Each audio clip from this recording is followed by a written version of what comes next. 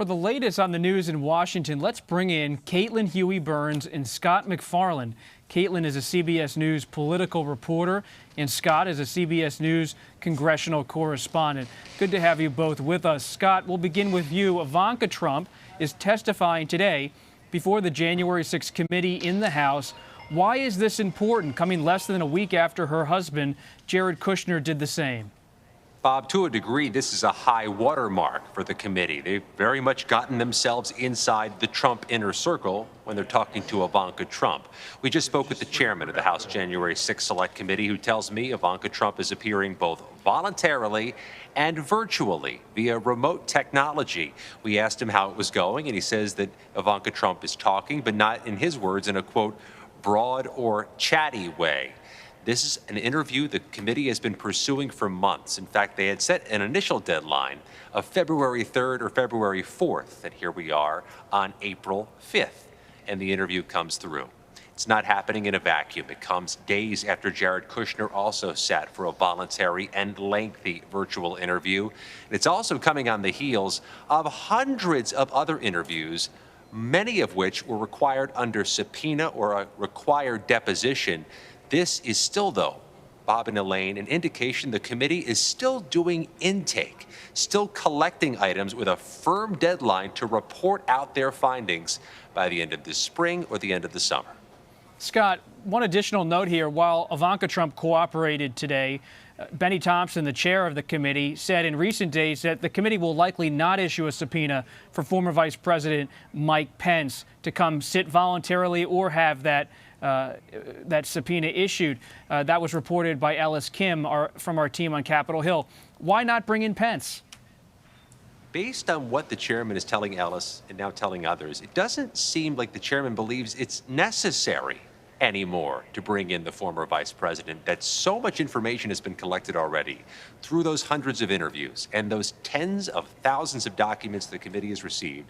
They kind of know everything Mike Pence did that day. They know where he ended up while evacuated during the riot in an underground loading dock. They know who he was speaking with this morning because they've been talking to people who were speaking with him. It sounds like they know what they need to know about Mike Pence. So this very provocative notion of bringing a former vice president before an investigative congressional committee may not be a hurdle they have to jump over. Meanwhile, Scott, emails from former Trump administration legal advisor John Eastman have made their way to the January 6th committee. What more can you tell us about that? Well, let's set the table on who John Eastman is. As Bob Costa famously reported, John Eastman had a memo devised and designed to show how Mike Pence could knock back or overturn the Electoral College count process on January 6th. The January 6th committee has been very interested in his emails and in his records, but Eastman tried to block the handover of at least dozens of emails. It went through the courts, the federal court system in California. A judge recently ruled he had to hand the emails over. The committee now has them. But that's not what strikes me most. What strikes me most about the Eastman email battle are the things the judge and the committee have said during the process. Both the judge handling the review and the January 6th committee both characterized the likelihood Donald Trump committed a crime. This is an example, Bob and Elaine, where the process is almost a result in and of itself. They characterized Donald Trump as somebody who more likely than not committed a crime. That may be more impactful for this committee moving forward than anything else they yield in their report. Caitlin, let's turn from the events of January 2021 to April 2022. Senator Chuck Schumer just invoked cloture, meaning he's moving forward with the nomination of Judge Katanji Brown Jackson. Take us through what this means this week and going forward.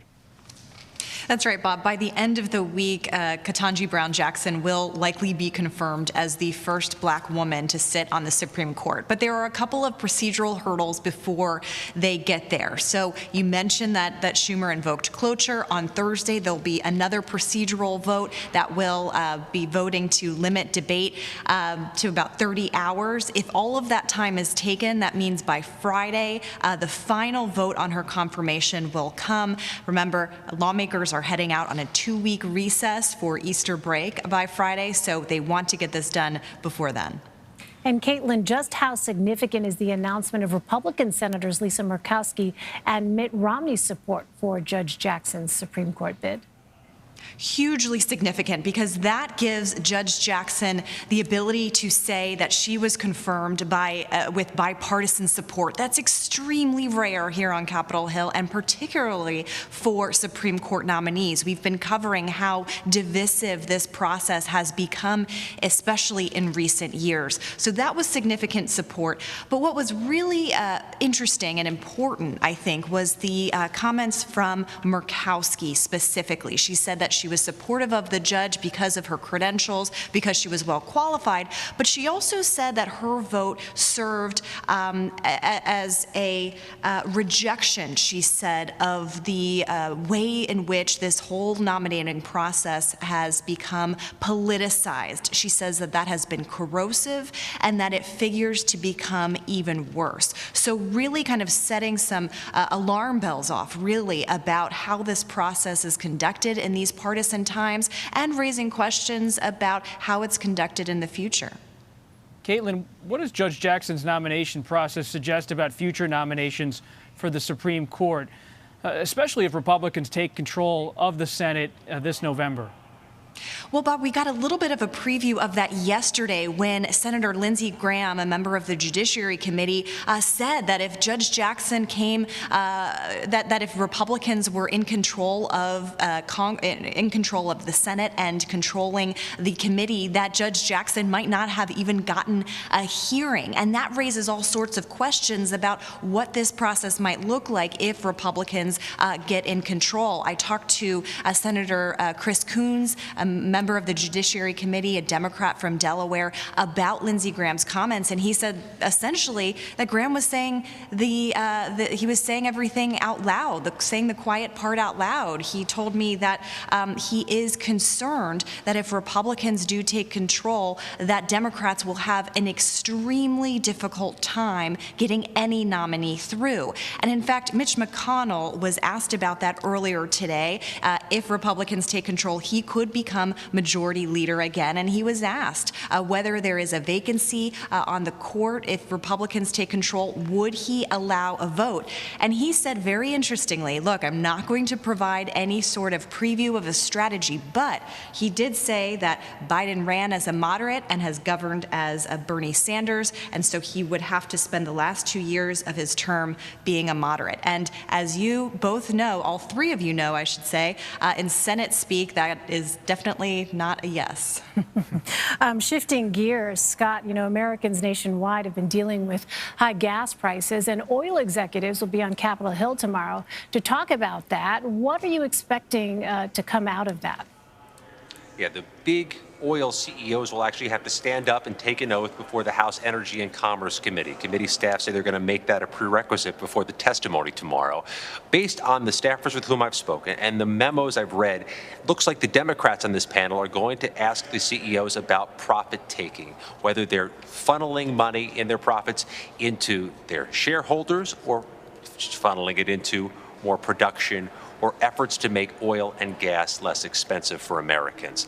Republicans are going to call Democrats opportunists here, using this moment of high gas prices to try to take from the oil companies when in fact Democrats should be incentivizing more production through legislation and regulation. This will be a show. There will be big quotes up on the wall. There'll be projected images of what the oil CEOs have said in the past, and Democrats try to utilize that perhaps to get some skin from them. There's a political reality here, Elaine and Bob. Democrats need to get caught trying on fuel prices and gas prices. Show they are doing something, because at this moment, it is a visceral issue for American voters, if not a primary domestic issue for American voters. Caitlin, back to the House of Representatives in 2022, veteran Michigan Republican Fred Upton, he's retiring. What's your political read on that? Is Upton just heading to the beach to spend some time with his family, or is this a Republican who's out of step with where his party is right now? Well, given what he's endured over the past several months, I would think that the beach would be very welcoming for him. But what's happening here with Upton was that his district was being redrawn, and he was going to have to face a Republican colleague for that district. So that's part of it. But really, this was significant news up here on Capitol Hill because Upton was one of the 10 Republicans to vote to impeach Donald Trump. And what has happened to those 10 Republicans? Well, 4, including Upton, are now retiring. The other 6 are facing primary challenges. We heard Donald Trump go after a congressman in Michigan over the weekend.